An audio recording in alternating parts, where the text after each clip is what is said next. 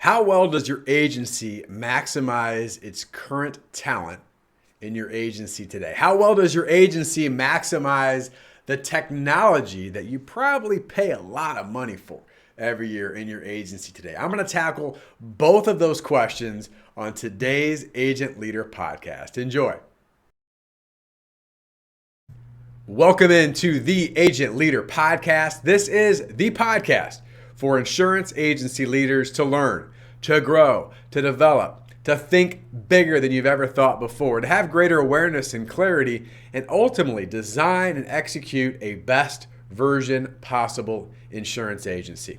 My name is Brent Kelly. I am your host. I'm delighted to be with you on today's episode. On today's episode, I'm going to tackle good results trap number 7. That's right, number 7. This is the final trap of 7 that I've been going through on this podcast series. So if you've missed any of the past episodes, just look at the current podcast platform you're on, or find another one. They're on a bunch of podcast platforms, and take a listen to the first 6 traps. And the purpose of this entire series and the episode today is to help highlight a potential obstacle or trap that your agency may be facing, to shine some light on it. To provide some solutions and ways for you to address it. And the reason we call them good results traps is because for insurance agencies, it's a great business. Such a great business that if you do none of these things that I've been talking about, there's a good chance you're still going to get good results. But we also know that good results can be, and oftentimes is, preventing insurance agencies from that true best version possible. And I also want to highlight this. A special opportunity for all insurance agency leaders and professionals listening to me right now. If you would like to receive your own best version possible, customized plan, a true plan with solutions and areas to identify for your agency to give you greater clarity, it all starts by booking a phone call. There's no obligation or cost to this. If you go to sitkins.com/book a call, so go to sitkins.com/book a call, we'll have an intro call for you just to make sure you're a real human with real needs and a real agency. And if you qualify past that, we will do an assessment. A coach will do an assessment with your agency. It takes about an hour to go through the assessment. It's very thorough, and then you will receive a customized plan that will be personally delivered by that coach. Again, there's no cost, there's no obligation. We at the Sitkins Group want to provide as much value to agencies as we can. Yes, some agencies that get this plan may continue to work with us. Some agencies may not. There's no obligation to this, but we want to provide as much value for you to see the light in certain areas and what's possible for your agency to truly aspire to that best version possible. So again, it all starts by sitkins.com/book a call. All right, let's get into our episode today. Trap number 7. We've gone through all these traps. Trap number 1, no strategic model. Trap number 2 was no unique selling proposition. Trap 3, part-time producers. Trap 4, part-time clients. Trap number 5, lack of accountability. Trap 6, not utilizing the power of 80-20, which leads us to trap number 7, which is an underutilization of talent and technology. An underutilization of talent and technology. So we're going to talk about this in conjunction today because this is a big one. And I've talked about this in prior podcast episodes, but I believe this at the bottom of my heart, all right, with everything that I have, that the number one job, the number one role, number one responsibility of an insurance agency leader, above all else, and there are many responsibilities, running and leading an insurance agency is hard. There is no doubt. But if you ask me and ask the top agency leaders, above all else, as a leader or leadership team, what's it all about? Number 1, it's about the growth and development of your agency's number 1 asset. What is that? Your people. The growth and development of your agency's number 1 asset, your people. Obviously, as a coaching and training and consulting company, we deal with this every day with agencies. The fact of what is your agency's growth and development plan today for your number 1 asset, your people. I'm going to ask that question to you.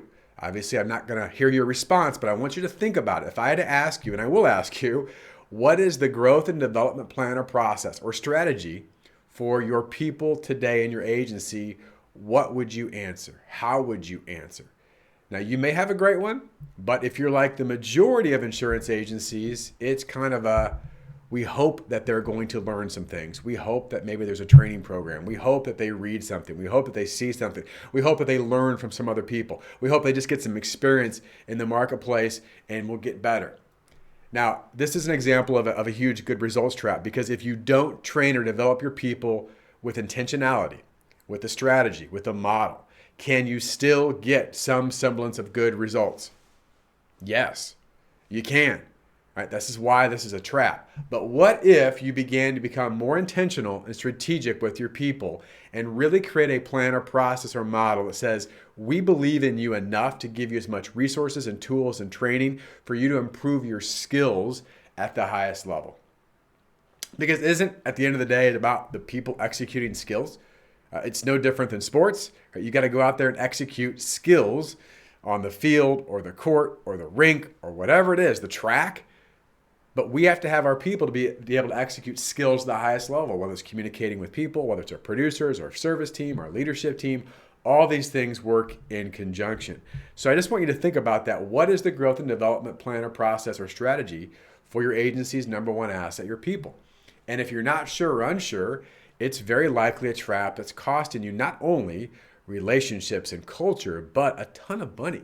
Right? A ton of money in terms of profit, of growth, and of course, agency valuation. It's been interesting to look at some studies out there, and I've referenced this on some prior episodes, but the best practice report that comes out from the Big I and Reagan Consulting, they do such a great job with that. You know, they talk about the investment, or there's some stats in there show about the investment into your people. And even based on best practices agency, the number is shockingly low. If you look at best practices in just general industries, I've done some research on this of what do some of the best service companies and companies out there in all industries, what do they invest? What percent of the revenue do they invest back into their people? The answers range, obviously, but typically it's been 1% to 5%. You'll see it a lot. About 1% to 5% of a company's revenue goes back into the true growth and development, the skill development of their people. In the insurance industry, for independent insurance agencies in particular, the last number that I saw was 1/4%.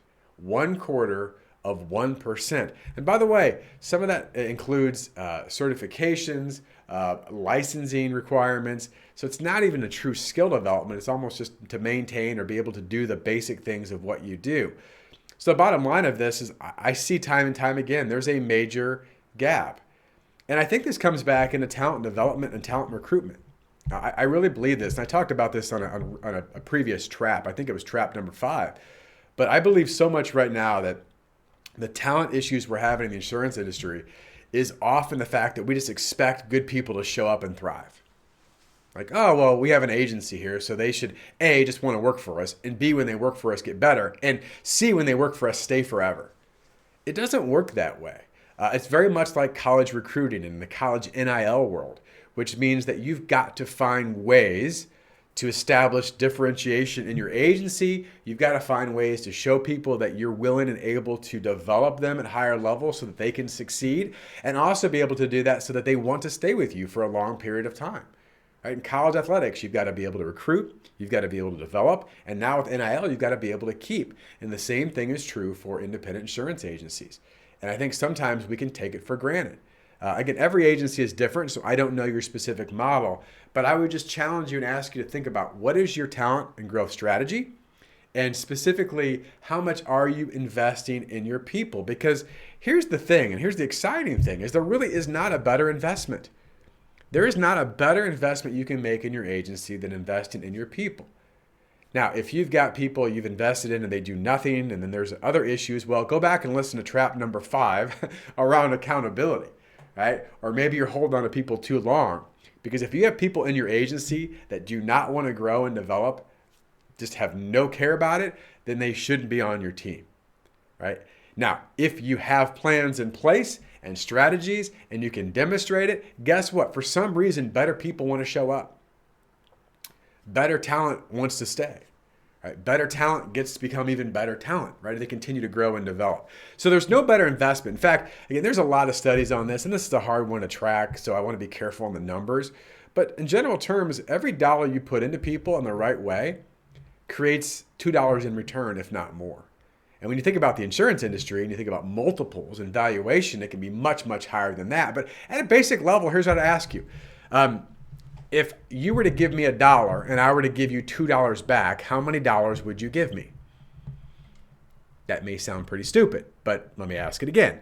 If you give me $1 and I give you $2 back, how many dollars would you give me? And the right answer, and hopefully you're saying and thinking to yourself right now, wherever you're listening, is I would give you as many dollars as I possibly could, Brent. Yeah, the answer is yes, right? And obviously that's a generality, but the point of it is the more that agencies invest in their people, the more they tend to make, the better they tend to do. Shocking, right? Shocking. It's I always love Roger Sitkins, our CEO, tells the story. He'll go to the golf course, and I don't remember the exact circumstances, but I'll go out there and play with a group of people, and all of a sudden one guy is doing pretty well. And they go, well, that's not fair. You've been taking lessons. Yeah, right? I mean, think about that. Well, that's not fair. You've been working on your game. You've been getting better. No wonder you're kicking our butt. Yeah, the same is true with insurance agencies. Like, it's not that complicated.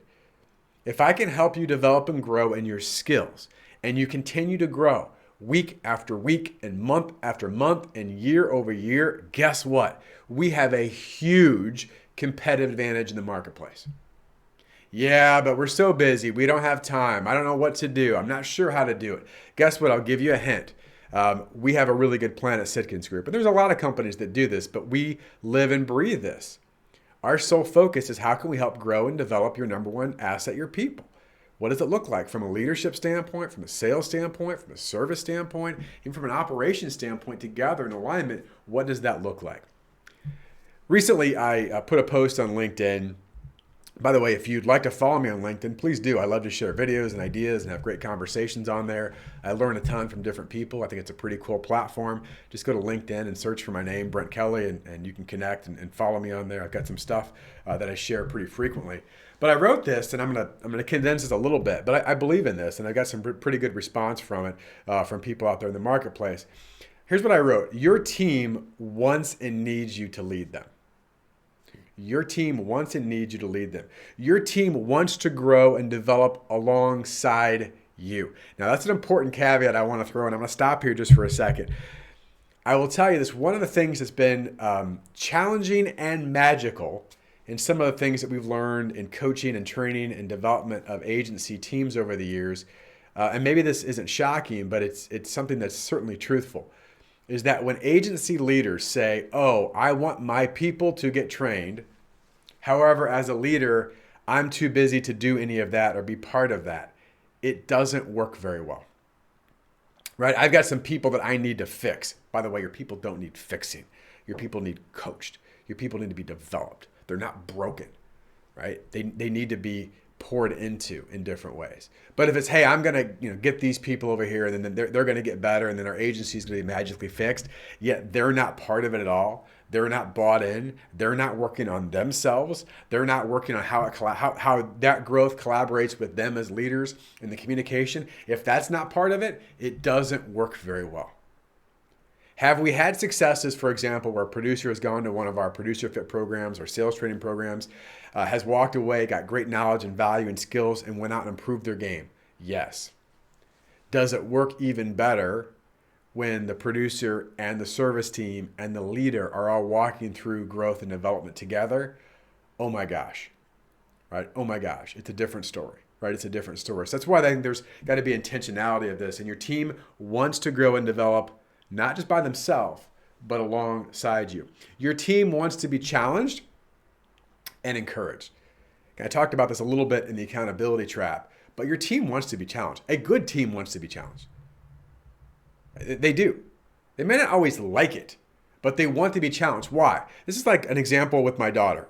And my oldest daughter, who's now in college, when she was in high school, I think it was her freshman or sophomore year, she's like, the coach kind of gets on me quite a bit. And there could be a lot of different aspects. Not all coaches are great. Not all coaches are created equal. But I said this, and this I believe is so true, is that if your coach didn't get on you, or if your coach ignores you, it means they don't even think enough of you to challenge you. But when they do get on you and they challenge you, it means they care enough about you or they see the potential that's really within you. All right, so people within agencies, if they're not being challenged at all or asked to get better or do more, I mean, A, that's a huge culture problem. But B, what does that really say to them? What language is that speaking to that person? I guess I'm good as I'm ever going to be. I guess this is it. I guess, and maybe they don't say that verbally, but just think of the message subconsciously. So your team wants to be challenged and encouraged. And here's the last thing I wrote on this LinkedIn post. Your team is not looking for perfection, but they are looking for commitment. Your team is not looking for you as a leader to be perfect. You're not going to be perfect. You never will be perfect. But you know what they are looking? They're looking for leaders. I'm committed to helping us go to places we haven't thought about. I'm helping us to grow to X. I'm helping us to be better. I'm helping us to give back to more community. Whatever your commitments are, only you can make those commitments, but they're looking for a commitment, right? You're not looking for perfection. They're looking for commitment. And by the way, I shared another LinkedIn post. I did a video on there recently, and it highlights this idea of perfection. I'm going on a bit of a tangent here, but I think it's important to share because the best leaders, they don't talk about how perfect they are and how they always win. That's part of the story. It's not the whole story. They also talk about the challenges, the struggles. They're authentic. They're vulnerable in certain ways. Right? I'm not asking you to be perfect. I'm asking you to be committed. And by the way, if you're truly committed, you're going to run into stumbling blocks. And here's what I heard from a mentor years ago. People may hear your successes, but they will connect with your failures. People may hear your successes, but they will connect with your failures. Yeah, you could talk about how you did this and how you're doing that and what's going on great, right? And here's the things, how great we are here. And they'll hear you. And there's some great examples and stories you can learn from that, but they'll connect with your failures. Let me tell you how I struggled. Let me tell you how I dealt with that. Let me tell you how I fell flat on my face. Let me tell you how I messed up that appointment. Right? All of a sudden, you're connecting with people because they go, oh, you're like me. I'm struggling too. And by the way, when you're authentic and vulnerable, they're willing to be more authentic and vulnerable. They may have real issues they're dealing with and struggling with, certainly from a professional side of things, that they may not share with you because they're scared because you're perfect and they're not. But when you show them that you're not perfect, and that there are mistakes being made and you struggle with things just like they have, they might go, oh, thank you for sharing that. Let me tell you what's really going on here. And now guess what you can do? You can actually solve the real problem, right? The real problem there. So I wanted to share that. I know it's a bit of a side, but it's important. All right, so talent development. Underutilization of talent development is absolutely a good results trap. It goes in conjunction with technology underutilization. So I'm going to keep this super simple because the amount of technology the agencies use is crazy. The amount of money that goes in technology is crazy. There are a billion platforms of different stuff. I'm exaggerating there a bit, but there's a lot of them. So I'm not going to get specific here, but I just want to ask you a few questions and some thoughts around this because it is a huge good results trap. What % of your agency's technology is currently being used today? I mean, just take a step back. And for some of you, go, well, that's a lot of technology. I have to think about that. But just if you had to give a quick response of all the technology that you currently have in your agency, all those resources provided, what % is actually being used? Right? And a lot of people say 25 to 50% is pretty common. That's very much like if you were to hire someone for $100,000 or $200,000, doesn't matter the number, let's just say $100,000, and they only give you $50,000 of work. And you go, well, that's just the way it is. Which, by the way, goes back to trap number 3, part-time producers. But think about this. Again, are we maximizing the technology? Of course, this is your agency management system. Do you have a built-in CRM or is it separate? Man, there's some tools out there that are huge, that continue to grow. I mean, the big one out there is Zywave and other ones like that. Work comp tools, these data resources. There's so many things out there. And you know them because you're probably using them or paying for them. But I would just ask you, what percentage of the technology are your people using at a level? Are they learning how to use it better? Is it something that's talked about and reinforced? Is there accountability? And again, I talked about some of that. These all overlap in trap number 5. Because by the way, it's the agency's job, it really is the agency's job to provide the tools and resources. And a big part of that is technology. But guess what? It's the team's job to execute the behaviors, to use those. And those two things have to work in conjunction. And this goes back to the good results trap. If you don't utilize the majority of your technology, or certainly at least more than you're using today, can you still get good results? Of course you can. You can still get good results. but are you as efficient and effective, as productive as you possibly can be? Are you leaving potentially millions of dollars on the table? Probably in some way or another, right? So keep that in mind. Bottom line of all this, you think about underutilization of talent and technology. What is the overarching result or KPI that we typically can see in working with agencies? Now, again, there's a number of KPIs. There's a number of things you can look at. This isn't the end-all, be-all, but one that's very, very telling is the revenue per employee. Right? What is the revenue per employee at your agency, which is pretty simple. What's your agency's revenue divided by your full-time equivalent employees, right? So you can take a look at that.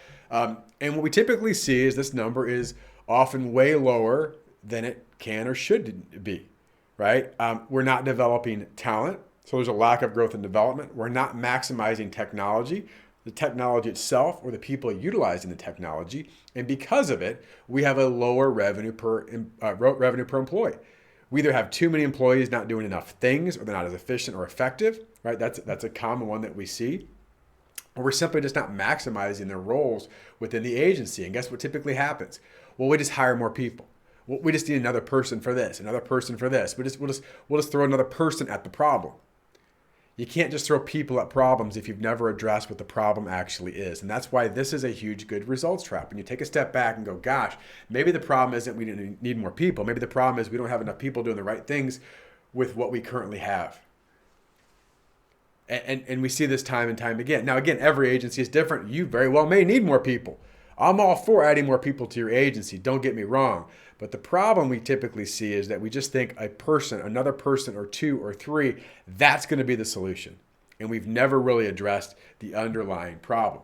As far as KPIs go and the number of this, and again, every agency is set up a bit different, so this is a bit abstract, but I want to give you some just basic numbers to think about. If your revenue per employee right now for your agency is less than $200K, you're in a bit of trouble. Certainly in today's world, you're in a bit of trouble. Certainly you're in a danger zone. Doesn't mean you can't do okay, but you're definitely in a bit of a danger zone. I've had some conversations the last few weeks, right, with some pretty low revenue per employees. And it comes back with just this capacity issue and all these things that are going on with their people. So under 200 is a danger zone. I think $200,000 to $300,000, you're starting to do pretty well.